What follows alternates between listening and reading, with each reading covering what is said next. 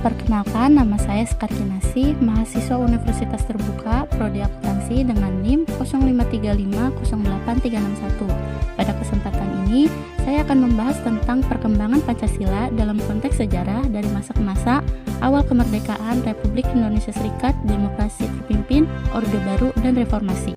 Pancasila adalah dasar negara kita, hasil dari perjuangan panjang para pendiri bangsa untuk mewujudkan Indonesia yang merdeka dan berdaulat.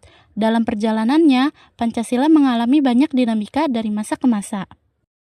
Perjalanan yang ditempuh oleh Pancasila adalah masa revolusi, masa Republik Indonesia Serikat, masa kabinet parlementer, masa Orde Baru, dan masa reformasi.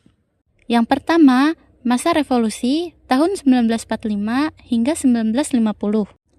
Indonesia baru saja merdeka, namun belum sepenuhnya berdaulat. Masih ada campur tangan asing dan berbagai konflik, seperti Perang Surabaya dan agresi militer Belanda. Rakyat berjuang keras mempertahankan kemerdekaan hingga akhirnya Indonesia kembali menjadi negara kesatuan Republik Indonesia. Yang kedua, masa Republik Indonesia Serikat tahun 1949 hingga 1950. Pada masa ini, sistem negara bagian diterapkan, tetapi justru menimbulkan ketidakstabilan politik. Rakyat menuntut kembali ke bentuk negara kesatuan, hingga akhirnya pada 17 Agustus 1950, RIS dibubarkan dan Indonesia kembali menjadi NKRI. Yang ketiga, masa kabinet parlementer tahun 1950 hingga 1965. Indonesia menggunakan Undang-Undang Dasar sementara dan melaksanakan pemilu pertama pada tahun 1955. Namun, kondisi politik tidak stabil. Akhirnya, Presiden Soekarno mengeluarkan dekret Presiden tanggal 5 Juli 1959 untuk kembali ke Undang-Undang Dasar 1945. Meski begitu, berbagai konflik seperti krisis ekonomi dan peristiwa G30 SPKI membuat situasi semakin sulit, hingga akhirnya Soekarno digantikan oleh Soeharto. Yang keempat, masa Orde Baru tahun 1966 hingga 1998.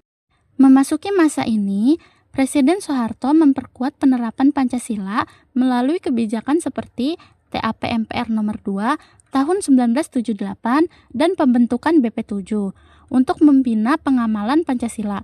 Namun, kekuasaan yang terlalu sentral membuat nilai-nilai Pancasila justru disalahartikan, hingga akhirnya rakyat menuntut reformasi dan Soeharto lengser pada tahun 1998. Yang kelima, masa reformasi hingga sekarang.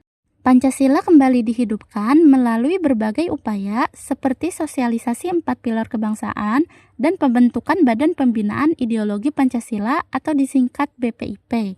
Sejak tahun 2016, tanggal 1 Juni resmi diperingati sebagai Hari Lahir Pancasila.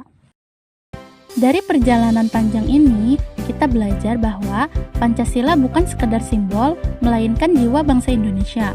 Tugas kita sebagai generasi muda adalah menjaga, memahami, dan mengamalkan nilai-nilai Pancasila dalam kehidupan sehari-hari agar semangat kebangsaan tetap hidup di tengah perubahan zaman. Sekian ulasan singkat mengenai perjalanan perkembangan Pancasila dari masa ke masa. Terima kasih.